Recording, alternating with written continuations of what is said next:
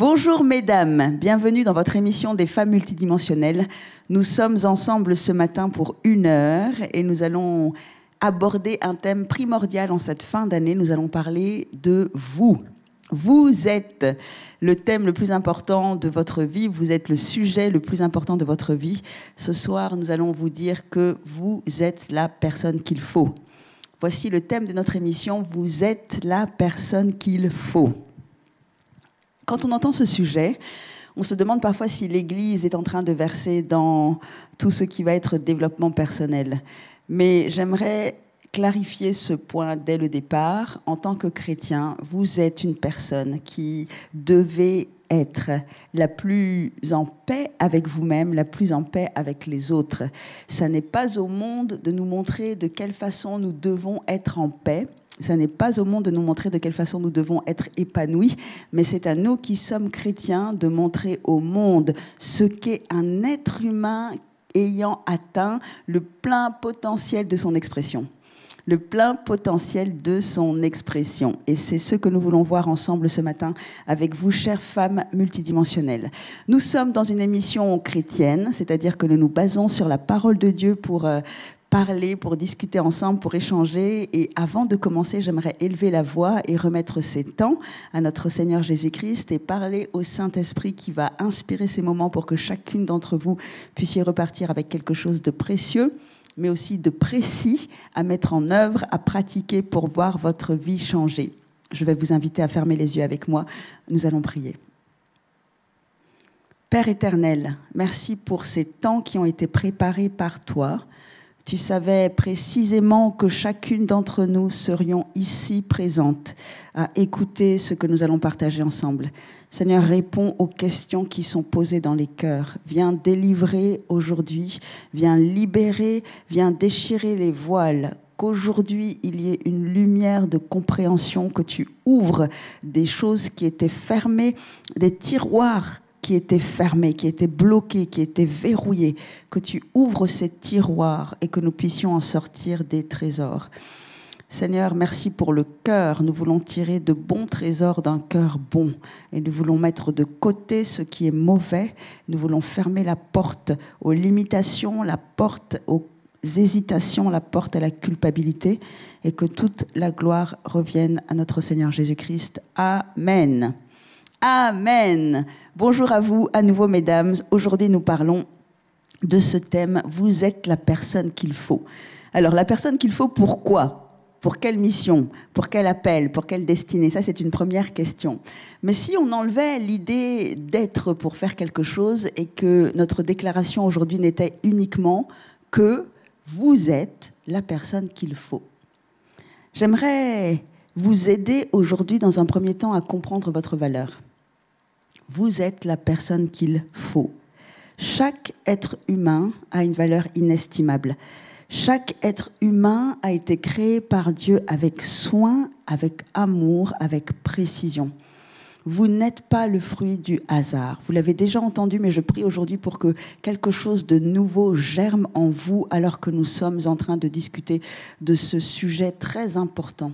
Ça n'est pas uniquement de vous dire que oui, je crois qu'il y a des personnes qui autour de moi-même, je pense que je peux compter dans mon entourage les personnes qui tiennent à moi. Ça n'est pas uniquement de ceci que je parle. Je parle du fait que vous ayez été pensé par quelqu'un qui a créé l'univers et qui est au-dessus de tout ce que nous pouvons voir et imaginer.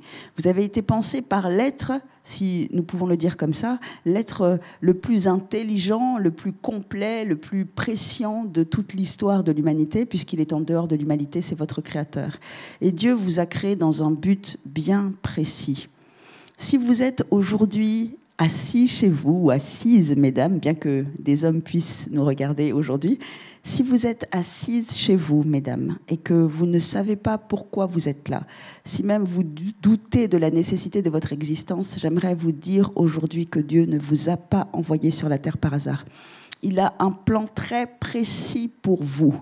Il a calculé précisément où vous envoyez, dans quelle famille de la terre vous envoyez, dans quelle nation de la terre vous envoyez, dans quelle partie du monde vous deviez naître. Il a choisi avec précision votre père, votre mère. Il a choisi avec précision la façon dont vous deviez venir sur la terre. Malgré les circonstances qui ont peut-être été difficiles pour vous, peut-être que votre enfance n'a pas été des plus faciles, sachez que Dieu connaissait la situation dans laquelle vous alliez évoluer dès votre plus tendre enfance. Dieu ne se trompe pas. Pourquoi est-ce que, en tant que chrétiens, nous mettons un accent particulier sur le choix de la vie? Et j'aimerais faire une parenthèse sur l'avortement. Peut-être que vous êtes aujourd'hui à nous regarder et que vous portez en vous un enfant qui n'a pas été désiré. J'aimerais vous dire que Dieu savait exactement dans quelles circonstances vous tomberiez enceinte aujourd'hui. Il savait aussi peut-être que cet homme vous abandonnerait, il savait peut-être aussi que vous subiriez des violences, mais Dieu aime l'enfant que vous portez. Et c'est pourquoi, en tant que chrétiens, nous prônons la vie. Nous prônons la vie. Il y a des solutions, il y a des aides, il y a des moyens d'être entendu, d'être épaulé, d'être soutenu dans ce que vous vivez. N'abandonnez pas la vie.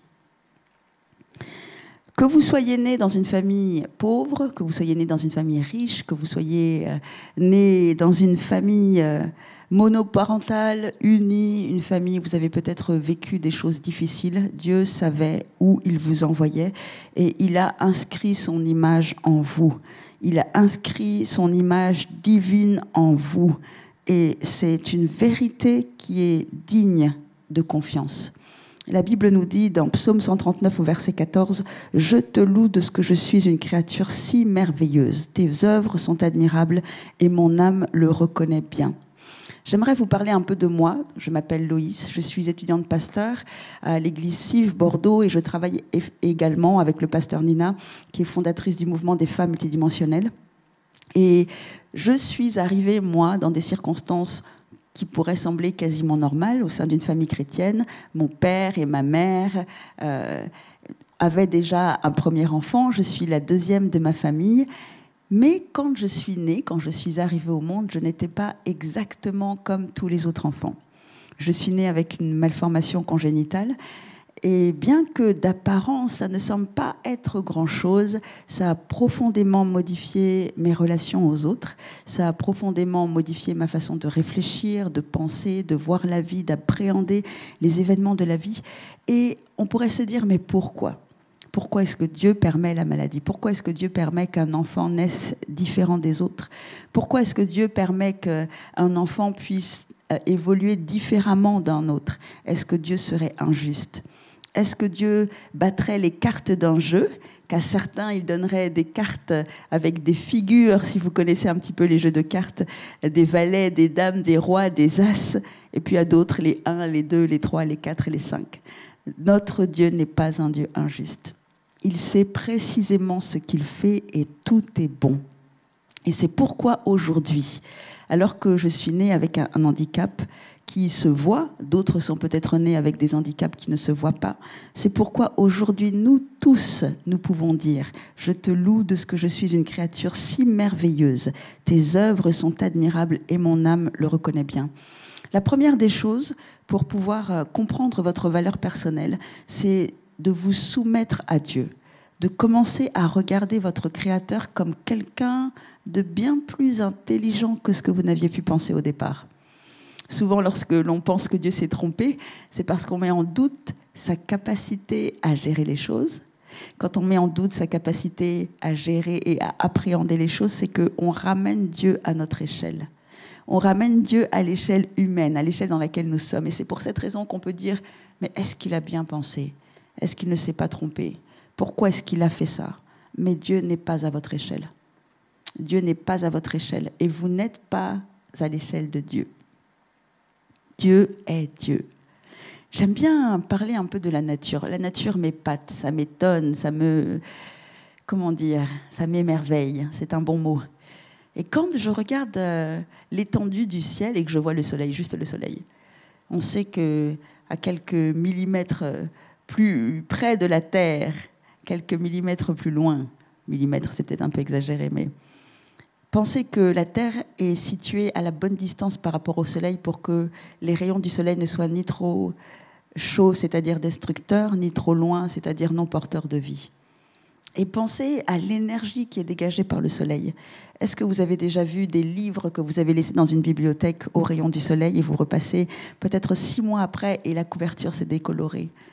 La tranche de vos livres exposés au soleil est décolorée. Pourquoi? Parce que le soleil, au travers des rayons, au travers de la vitre, dans le temps, a cette capacité de pouvoir changer et transformer les choses. On pourrait dire endommager, on peut dire aussi modifier.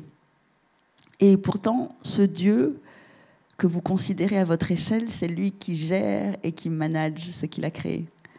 J'aime beaucoup me dire que, waouh, Jésus-Christ qui est venu sur la terre, qui s'est fait homme, c'est pourtant lui, en fait, qui a créé le soleil et c'est lui qui gère ces choses. Ça veut dire que je peux lui faire confiance. Ça veut dire que je peux commencer à regarder qui il est et me dire que oui, il sait ce qu'il fait. S'il a créé toutes choses, s'il gère des choses aussi extraordinaires qu'un cosmos infini, ça veut dire que je crois que ma situation, il peut la gérer. Ça veut dire que je crois qu'effectivement, il ne s'est pas trompé lorsqu'il m'a créé.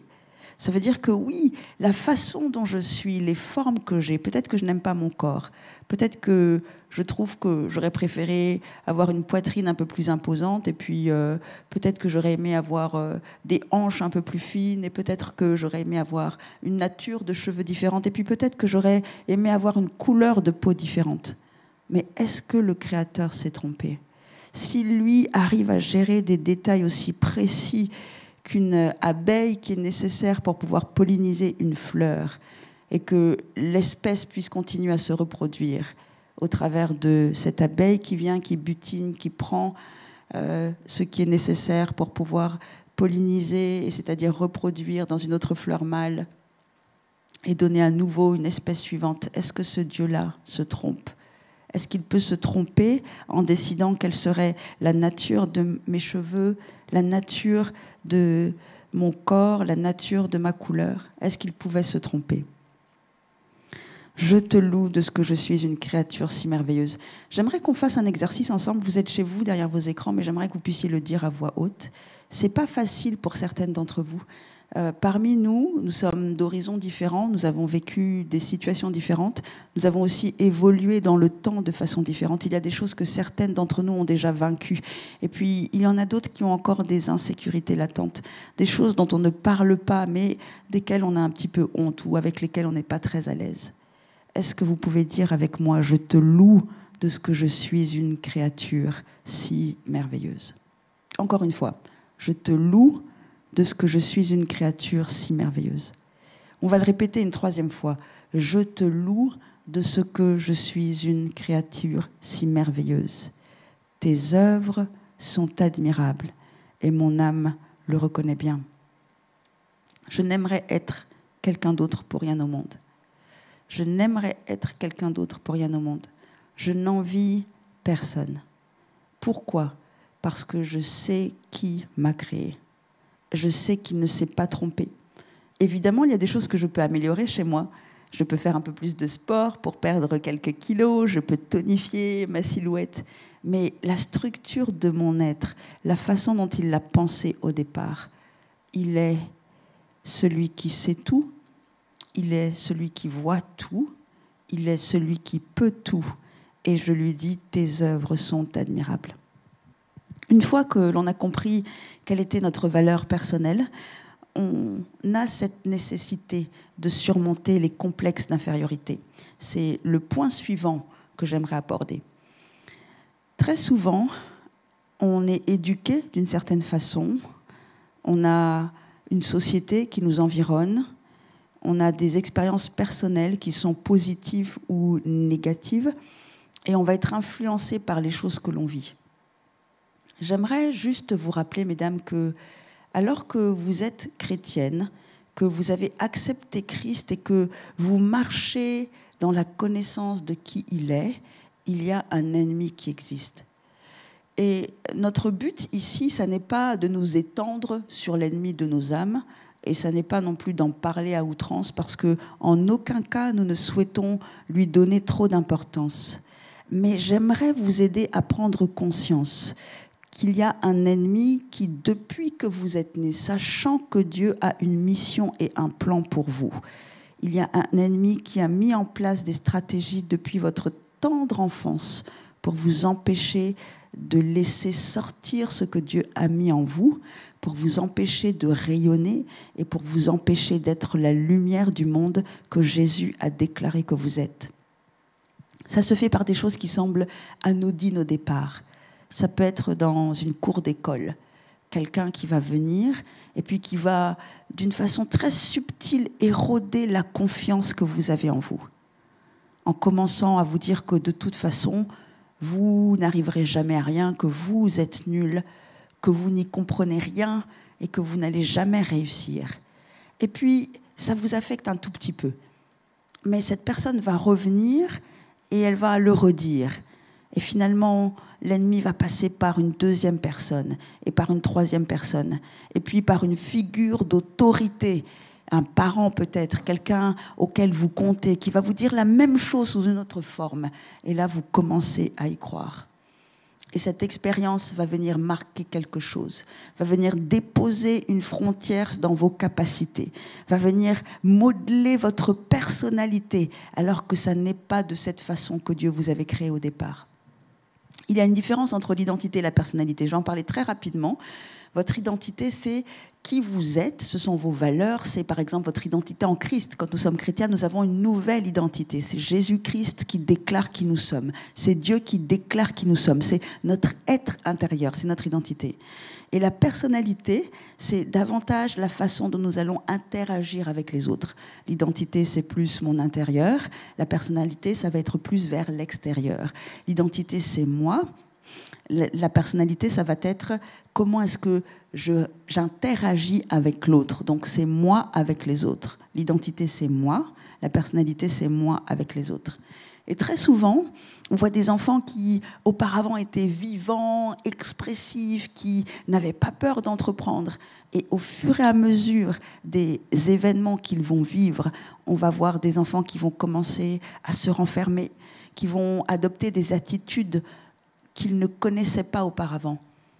Et très souvent, vous avez un ennemi qui vient pour vous mettre dans une case, pour vous éloigner du plan de Dieu pour votre vie, pour vous empêcher de vous épanouir, pour vous couper de la relation à l'autre. Et vous avez des complexes qui commencent à être créés. Les complexes d'infériorité vont vous empêcher de savoir que vous êtes la personne qu'il faut. Et quand vous êtes dans un complexe d'infériorité, il y a plusieurs blessures dont on ne va pas parler aujourd'hui.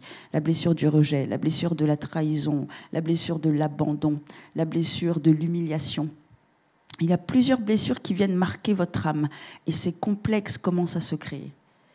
Et votre valeur n'est plus celle que Dieu vous a donnée au départ. Et vous commencez à douter de votre valeur. Et vous commencez à douter de ce dont vous êtes capable. Et vous commencez à douter de ce que vous pouvez accomplir. Dès que quelqu'un est à côté de vous, cette personne est mieux que vous. Vous allez toujours lui trouver un avantage par rapport à vous. S'il y a un poste que l'on vous propose et que vous êtes en compétition avec quelqu'un d'autre, vous allez vous dire « Assurément, je ne l'aurai pas en choisir à l'autre ». Le complexe d'infériorité. L'autre est mieux que moi. L'autre est mieux que moi. L'autre est toujours mieux que moi. L'autre s'habille mieux.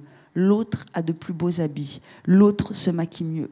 L'autre a un plus joli visage. L'autre a des meilleurs parents. L'autre a une meilleure famille. L'autre a de meilleurs moyens financiers. L'autre a une meilleure église. L'autre a des meilleurs pasteurs. L'autre a une meilleure communauté spirituelle. Et moi, en fait, j'ai rien. Moi, j'ai pas tout ça. Et parce que moi, j'ai pas tout ça, ça veut dire que moi, je ne peux pas m'épanouir. Ça veut dire que moi, je ne peux pas être heureuse. C'est un mensonge du diable. C'est un mensonge du diable. Encore une fois, nous revenons à la source. Revenons à la source. Qui est la source? La source, c'est votre Père. Revenons à la source. Est-ce qu'il se trompe dans ce qu'il vous a donné? Et même dans les choix que vous avez faits, peut-être que vous avez fait de mauvais choix, peut-être que la situation éprouvante que vous vivez, on va dire, dans votre couple, si vous vous dites, oui, mais l'autre, elle a un meilleur mari, c'est vous qui avez choisi votre mari, n'est-ce pas? Mais même si vous vous étiez trompé dans vos choix, même si c'était avant de connaître le Seigneur, n'est-ce pas lui qui a le pouvoir d'orienter toutes les destinées et de refaire toutes choses bonnes à nouveau? Le Saint-Esprit n'habite-t-il pas en vous pour vous permettre de restaurer les choses qui vous semblent brisées? Et même si la situation de brisement durait, est-ce que la personne du Saint-Esprit en vous n'était pas suffisante pour vous donner la joie dont vous avez besoin pour réussir? La force, j'associe la joie à la force. La force et la joie dont vous avez besoin pour réussir. Et est-ce que le Saint-Esprit ne pourrait pas être votre contentement? Est-ce que vous ne pourriez pas vous confier en lui assez pour savoir que même si aujourd'hui je suis là, demain je serai ailleurs, je peux réussir. Je peux réussir. Si ce poste est pour moi, même si quelqu'un semble être meilleur que moi, je suis la personne qu'il faut pour ce poste. J'ai reçu une parole de la part de Dieu. J'ai une conviction dans mon cœur de la part de Dieu. Je suis la personne qu'il faut. 2 Timothée 1,7 nous dit « Car Dieu ne nous a pas donné un esprit de timidité, mais de force, d'amour et de sagesse. » Et Ésaïe 41,10 nous dit « Ne crains pas, car je suis avec toi. Ne promène pas des regards inquiets, car je suis ton Dieu. Je te fortifie et je viens à ton secours. » Le Dieu qui a créé la terre et le ciel habite en vous. Et il vous dit « Je ne t'ai pas donné un esprit de crainte ou de timidité, mais un esprit de force, d'amour et de sagesse. » Tu as de la valeur. Tu as de la valeur. Personne n'est meilleur que toi. Personne n'a plus de chance que toi. Personne. Tu as de la valeur. J'habite en toi. J'ai des plans et des projets pour toi. Tu as de la valeur et tu peux y arriver. Maintenant, pour savoir que vous êtes la personne qu'il faut, vous êtes la personne qu'il faut. Et je vous le dis aujourd'hui, croyez-moi, vous êtes la personne qu'il faut. Mais pour savoir que vous êtes la personne qu'il faut se poser la question, la personne qu'il faut, pourquoi aussi ? La personne qu'il faut, de toute façon, parce que j'ai de la valeur. Ça veut dire que si, à partir de maintenant, j'ai un plan, j'ai un chemin, j'ai une vision, je suis la personne qu'il faut pour accomplir cette vision. Nous avons dit au départ que Dieu ne vous a pas créé par hasard. Ça veut dire qu'il a un plan et qu'il a une mission pour vous. Dieu cherche des personnes capables de résoudre les problématiques de leurs contemporains. Si Dieu vous a mis dans une société et si Dieu ne vous a pas ravi au ciel à l'instant où vous vous êtes converti, c'est parce qu'il a besoin de vous pour quelque chose de précis et de particulier dans votre société. Ça n'est pas quelque chose d'éthéré, ça veut dire que ça n'est pas en l'air, ça n'est pas de la fumée dont on parle de choses concrètes. Il y a autour de vous des hommes et des femmes dans votre société qui ont des besoins. Et ces hommes et ces femmes qui ne connaissent pas Dieu crient à Dieu nuit et jour sans savoir qu'ils appellent Dieu. Et Dieu vous a mis dans cet environnement. Il vous a fait vivre ce que vous avez vécu parce qu'il savait que vous seriez la personne qu'il faut pour répondre à cette situation. Mais qu'est-ce que Dieu vous a dit? Qu'est-ce que Dieu vous a donné comme fardeau? Qu'est-ce que Dieu a déposé en vous? Qu'est-ce qui brûle dans votre cœur? À quoi Dieu vous appelle? Est-ce qu'il vous appelle à prendre soin des orphelins? Est-ce qu'il vous appelle à prendre soin des veuves? Peut-être que petite, vous aviez le rêve de partir dans un continent ou sur un continent lointain et de pouvoir enseigner, faire qu'il n'y ait personne qui, sur cette terre, en 2025, soit illettré. Que chaque homme et chaque femme qui naissent puisse avoir, lui aussi, le privilège de savoir lire et écrire. Peut-être que c'est ce que Dieu a déposé dans votre cœur. Cherchez ce que Dieu a mis en vous. Ne cherchez pas des choses qui soient complètement fantasques. Je veux dire des choses pleines de fumée. Oh, je vais être une star. Oh, je vais être connue sur toute la terre. Oh, j'aimerais qu'on parle de moi plus tard. Ça, c'est bien, mais ça n'est pas concret. Qu'est-ce que Dieu a déposé dans votre cœur de façon concrète? L'alphabétisation? Mais peut-être qu'en dehors de l'alphabétisation, il y a le fait de pouvoir permettre à chaque femme de devenir entrepreneur. Peut-être que c'est de faire en sorte qu'il n'y ait plus aucune prostituée dans la ville dans laquelle vous habitez. Vous savez, il y a des prostituées qui souffrent. Ce serait faux de penser, à cause des médias, que chaque femme qui se prostitue est une femme qui l'a choisie et qu'elle le fait parce qu'elle en a envie et que c'est son corps et qu'elle le donne à qui elle veut et que si elle veut en tirer un profit, elle le peut. J'avance quelque chose de mon propre gré, c'est mon opinion. Mais même une femme qui dit ça, d'où vient la faille pour dire ça? Mais sachez en tout cas qu'il y a des prostituées qui sont mises dans la rue sans savoir qu'elles atterriraient là. Il y a des femmes qui sont enlevées de leur milieu familial par le mensonge. On leur promet un travail, on leur promet un avenir, mais on les a pris, on prend leur passeport et on les met dans la rue. Il y a des femmes qui vivent ça encore aujourd'hui. Peut-être que vous avez un fardeau pour ces femmes. Et peut-être que vous avez le fardeau de vous dire, dans ma ville, il ne doit plus y avoir aucune prostituée par obligation. C'est quelque chose de concret. Peut-être que vous avez été abusé quand vous étiez enfant et vous en avez longtemps voulu à Dieu, mais en réalité, Dieu a laissé faire parce qu'il savait que ça développerait en vous l'amour pour celui qui souffre de la même façon que vous avez souffert. Il savait que ça développerait en vous les compétences et les capacités nécessaires pour vous lever un jour et répondre à ces violences, arrêter ces violences, décider que c'en est assez. Mais ça doit devenir concret.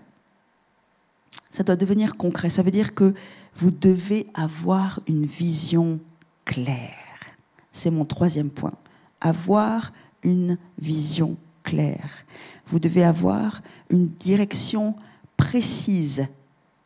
Vous devez noter ces choses. Vous devez les connaître. Proverbe 29, 18 nous dit que sans vision, le peuple périt.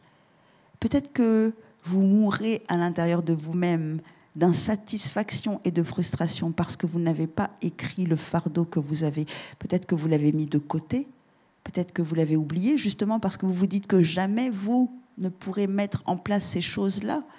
C'est pour Mère Teresa, c'est pour des Martin Luther King, c'est pour des personnes qui ont de l'assurance ou c'est pour des personnes qui ont des moyens financiers. Et vous cherchez à vous convaincre de ça parce que vous vous êtes limité, parce que vous avez cru au mensonge de l'ennemi qui vous a dirigé par des paroles depuis l'enfance, par des événements depuis l'enfance, même dans votre adolescence, dans votre vie de femme, par votre entourage, par votre famille. Et vous avez entendu sans arrêt que vous ne pourriez pas y arriver ou que c'était trop difficile et vous l'avez cru. Mais aujourd'hui, nous sommes là pour vous dire que vous êtes la personne qu'il faut. C'est le thème de notre émission. Vous êtes la personne qu'il faut. C'est vous, c'est vous. On va s'arrêter, on va faire un nouvel exercice. Vous allez mettre votre main sur votre poitrine et vous allez d'ailleurs prendre votre index. On va faire comme ça. Vous prenez votre index et vous vous pointez du doigt et vous dites « Je suis la personne qu'il faut ». Et si vous n'y croyez pas, ça va peut-être vous faire mal de le dire. Peut-être même que ça va vous donner de la tristesse parce que vous savez qu'il y a un décalage entre ce que vous dites et ce que vous pensez. Mais je vais vous demander de le refaire à nouveau. Je suis la personne qu'il faut. Je suis la personne qu'il faut. Je suis la personne qu'il faut pour sauver ces enfants qui sont abusés. Je suis la personne qu'il faut pour sauver ces prostituées de la rue. Je suis la personne qu'il faut pour que chaque enfant ait à manger 3 repas par jour, tous les jours, jusqu'à ce qu'il grandisse et qu'il puisse s'occuper de lui-même. Je suis la personne qu'il faut pour qu'il n'y ait personne qui dorme dans la rue, pour qu'il n'y ait pas de SDF dans la ville dans laquelle j'habite. Et ensuite, vous pouvez étendre, voyez grand, voyez loin, la ville dans laquelle j'habite, la région dans laquelle j'habite, le pays dans lequel j'habite. Il faut que quelqu'un se lève à un moment et qu'il soit responsable, dans le sens qu'il prenne la responsabilité d'agir. Dieu vous a donné des rêves. Dieu vous a appelé. Il n'y a personne dans lequel Dieu ne mette pas un rêve, une vision. Mais il faut que cette personne se lève, saisisse cette vision et dise « Je suis la personne qu'il faut.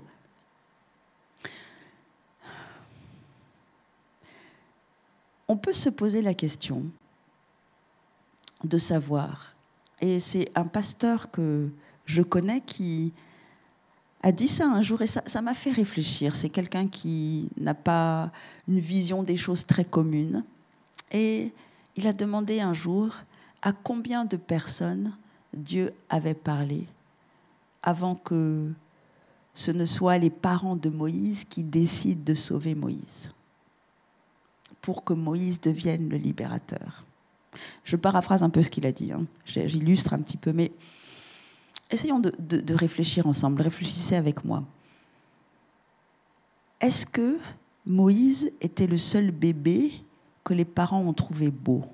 La Bible nous dit que ses parents ont vu l'enfant et qu'ils ont trouvé l'enfant beau de figure et qu'ils ont décidé de le sauver. Est-ce que les parents de Moïse ont été les seuls à trouver leur bébé beau? Je suis sûre que non. Parce que, à mon sens, de tout ce que j'ai vu, tous les parents trouvent leur bébé magnifique, le plus beau bébé du monde. Mais pourtant, on parle d'un enfant qui a été mis sur le Nil.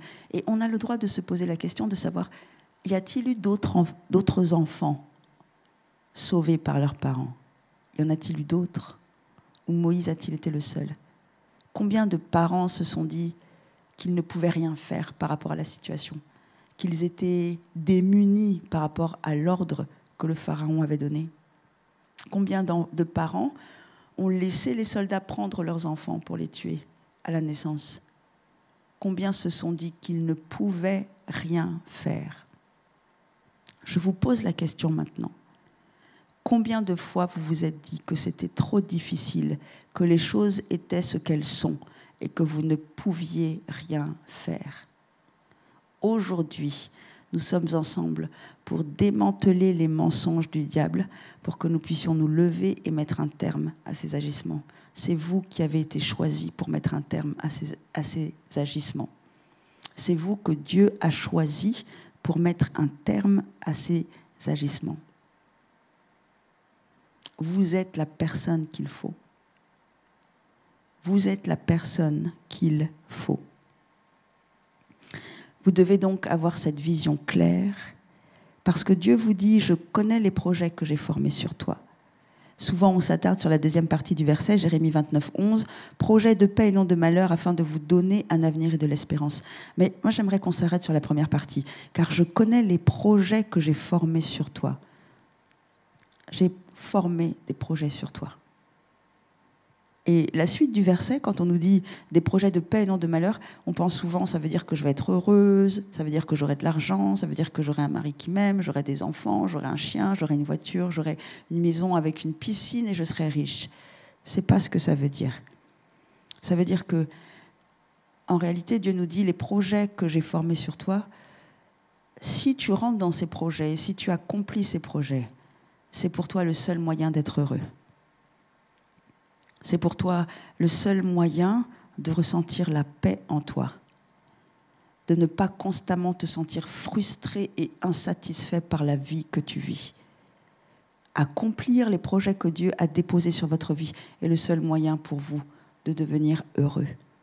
Quand on dit heureux, ce n'est pas heureux parce que vous jouissez de biens matériels, mais c'est heureux dans votre intérieur parce que vous êtes au bon endroit, au bon moment et que vous faites ce que Dieu attend de vous. Quand vous faites ce que Dieu attend de vous, vous pouvez ressentir le plaisir du Père sur votre vie.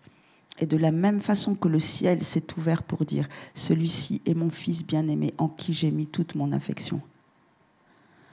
Pourquoi le ciel s'ouvre et que Dieu dit cela sur le Père? C'est parce que le Père dit cela sur le Fils. C'est parce que le Fils accomplit la volonté du Père. Le Fils est en train d'accomplir ce que le Père a déclaré sur sa vie.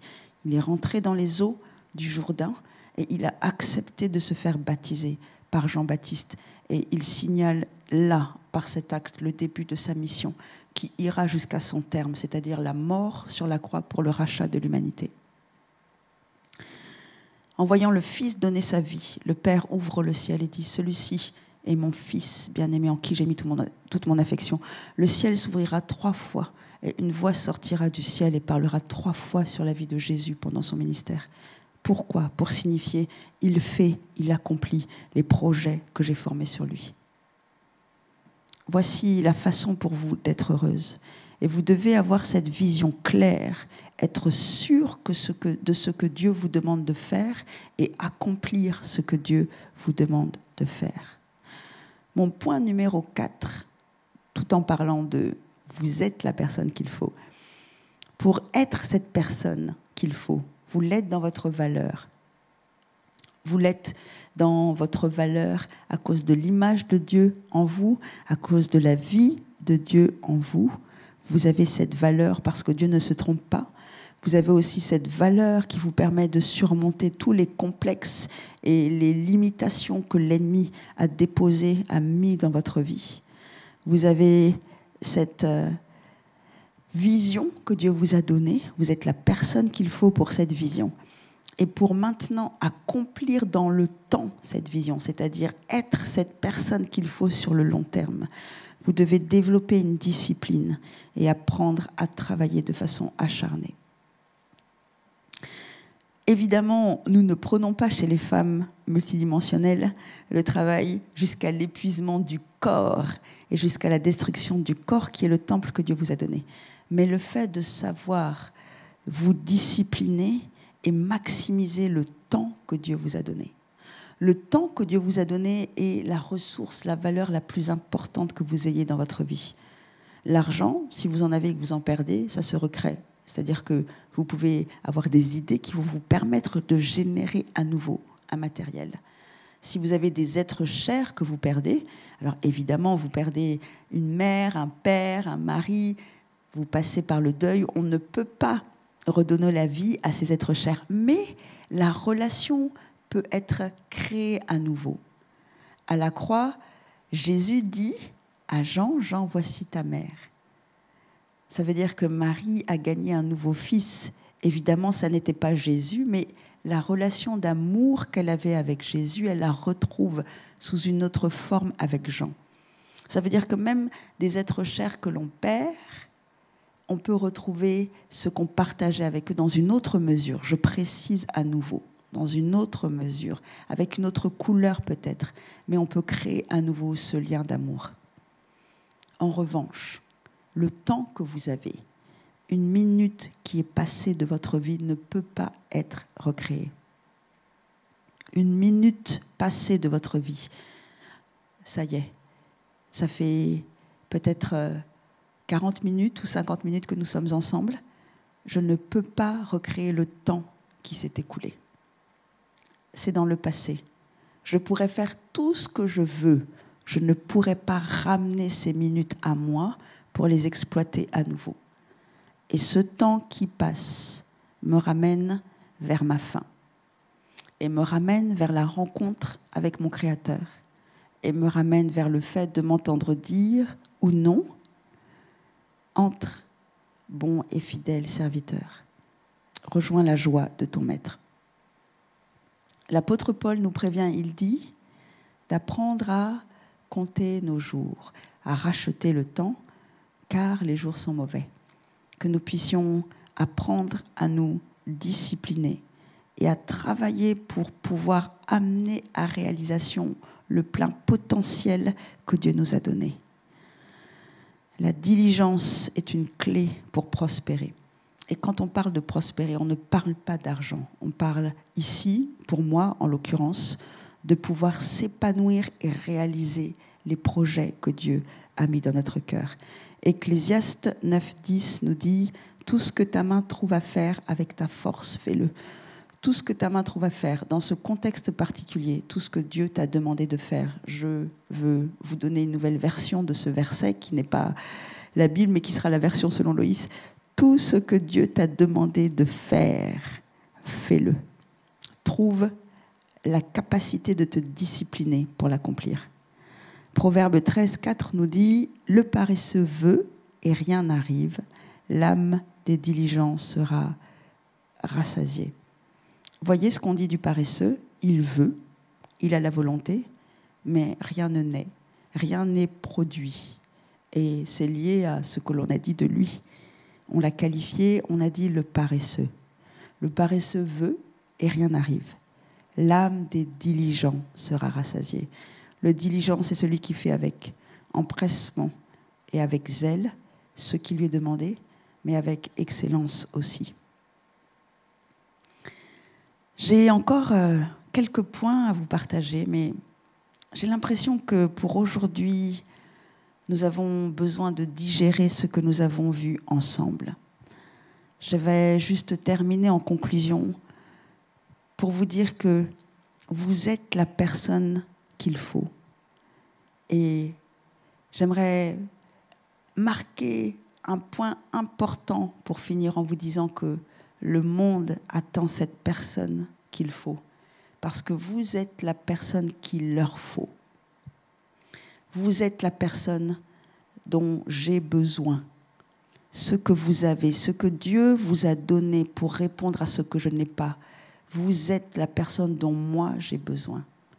Vous êtes la personne dont votre voisin a besoin. Vous êtes la personne dont l'enfant de votre sœur a besoin, votre neveu, votre nièce. Vous êtes la personne dont votre mère a besoin. Vous êtes la personne dont votre mari a besoin.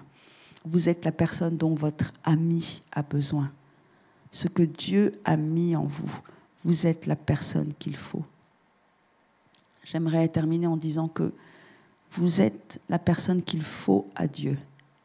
Dieu vous attend. Souvent, nous disons que nous attendons Dieu, que nous attendons une réponse, un exaucement, que nous attendons son intervention. Mais en réalité, j'aimerais vous dire aujourd'hui que c'est Dieu qui vous attend. Que vous puissiez chacune vous lever, vous préparer, vous exercer, vous discipliner. Les femmes multidimensionnelles ont mis des outils à votre service pour cela. Non seulement au cours des formations, mais vous avez aussi des livres pour ancrer les choses que vous entendez. Vous avez des agendas, comme l'agenda multidimensionnel, ou l'organiseur cette année, nous l'avons rappelé différemment, mais ce sont des outils pour vous aider à écrire la vision que Dieu vous a donnée, pour vous rappeler que vous êtes la personne qu'il faut, mais au lieu de garder ça comme un rêve, de le passer dans la réalité et d'accomplir les choses de façon concrète, de démontrer que vous êtes la personne qu'il faut. Démontrer à qui? À Dieu, il le sait déjà. Démontrer aux hommes autour de vous, ils le savent peut-être pas encore, mais vous n'avez pas besoin, non. Mais démontrer à l'ennemi que Dieu, au travers de vous, qui êtes l'Église, a choisi la personne qu'il faut. Que le Seigneur vous bénisse. Amen.